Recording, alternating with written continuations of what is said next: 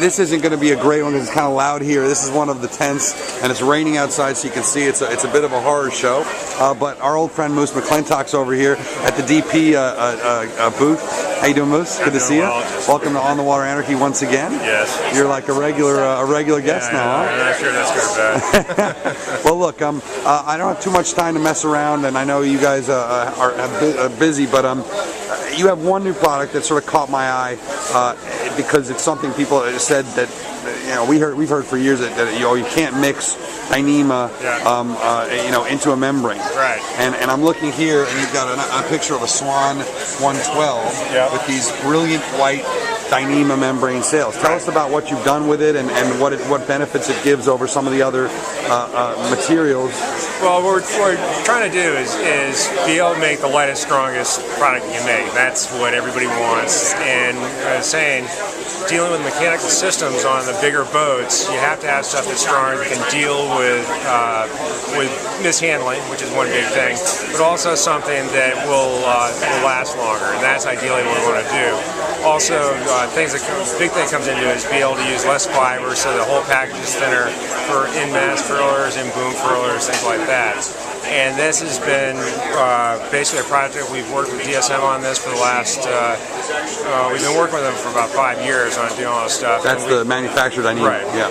And we've had sails out on the water for 2 years down in Australia. I'm saying the top two guys in the last Monday Globe both had sails, not out their inventories, but staysails that were built from this. They're very happy. So Incidences, who's makes all the top boat sails, is using your Dyneema membrane. And what's the product called? It's just D4. Just D4. Just D4 in Dyneema. And like these sails were done by Doyle.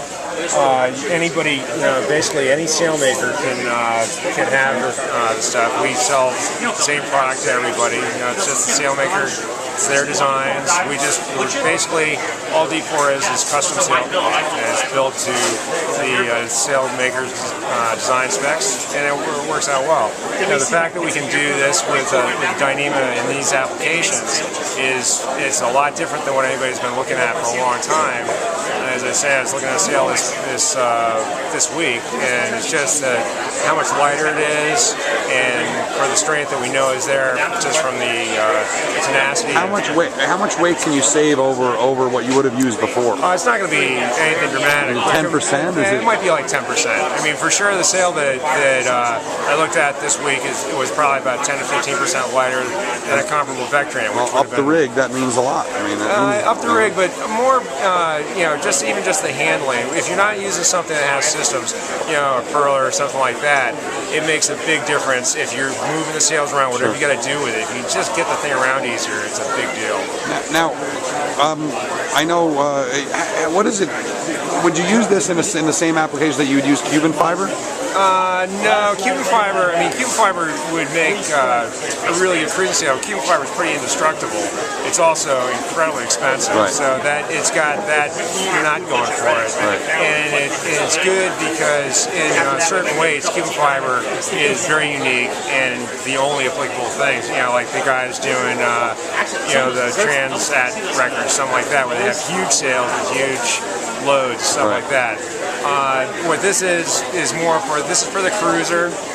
Basically on something like this, you look at 45, 50 foot and up, where you need, where hauling sails around is hard, where you need a little bit more flexibility in what you're doing. If you're short-handed, where you've got lighter sails to be able to deal with, and you don't have to worry about any kind of catastrophic breakdown.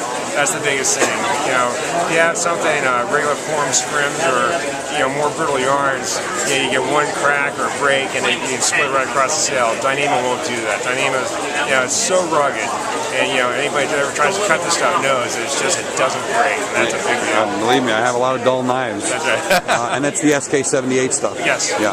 All right. Well, Moose, thank you so much, and great job as usual. And that's why I'm here. Yeah. All right, brother. Are you selling the Most 24 Worlds? I was gonna sail with Chris Larson, but we just gotta work. We gotta get information like this out.